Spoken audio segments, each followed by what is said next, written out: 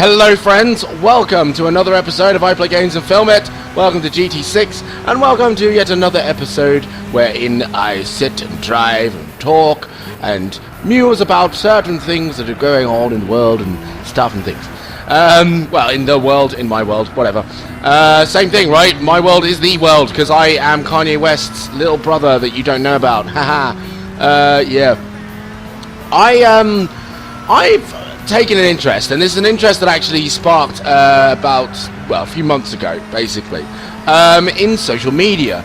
I kind of wanted to take it on as a role, as a job that I do on a regular basis, because it seems to actually encompass a lot of things that I actually take interest in, and it's not just the. Oh, hello! I forgot about the RX-7. Oh God, this thing's like a real. That's it, you two, do one. I actually messed the race up, sorry.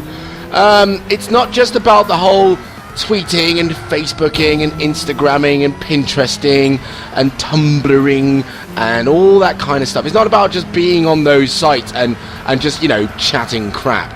It is actually the statistical and numeric aspect of the, social media that kind of sparked my interest, because I knew that it wasn't just about that. I thought it can't possibly be just, basically sitting around and being on social media all day, on Facebook and so on. I mean, that is a part of it, don't get me wrong, I know that's a heavy part of it, but it's not just about that, because you might just find yourself aimlessly just posting and having no real contact with exactly where you're getting your attention from, how popular your posts are, how to build a larger audience, how basically to better your material.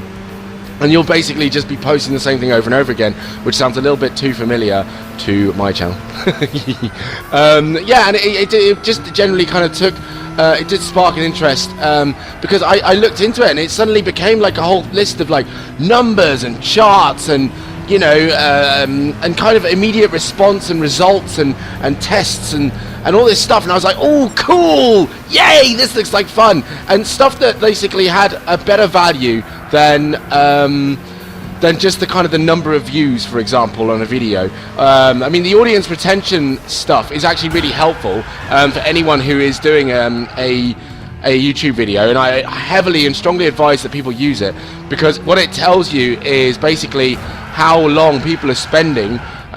This is probably really painful to watch, I'm sorry everyone. How long people... Screw you, Renault! Ah, in your face again! I'm going to reverse out of this little mess, and my wheel's gone all messed up. Hang on. And essentially, what it tells you is kind of the time that people are spending on your video. And I'll be honest, like, my average time, according to my videos, it's really low. So what I take from that is that people start watching, and not long after they start watching, I get boring. And that's basically how I have to see it, because I've got to think, well, why are they changing? Either it is a matter of they haven't found what they're looking for, or I haven't gained their interest. Either way, it's something that I have to react on, because it is basically telling me that my videos are just not that interesting. And I'm not going to get upset about it, because, well, I just have to take action. There's no point in me getting upset about it. I just have to take action on it and make them more interesting. How I do that is basically what I'm trying to work on and what I'm trying to do, because I've got to use what I understand, what I know, to my best knowledge, and apply that. What the kind of deeper aspects of social media does for me is allows me to take it that little step further and see where my traffic comes from, which I know for those I can do anyway, but how to apply that, how it all kind of molds into what I do, and where to kind of spend my time, where not to spend my time, in terms of where my material's being posted and things like that, and that's kind of what's drawn me into it massively, as well as the audience, like knowing your audience, knowing who's actually watching, so you can actually then better gear your material towards them, as opposed to just constantly doing the same thing. Of course, the hope would be that what you're doing appeals to that audience, which is why you have that audience, meaning you can continue doing the same thing. But you know what I mean, you could just fine-tune it a little bit, cut out the fat. You're cutting out the fat, even though the fat is the juiciest part and the tastiest part. So that actually makes no sense now that you think about it. I'm going to look into that.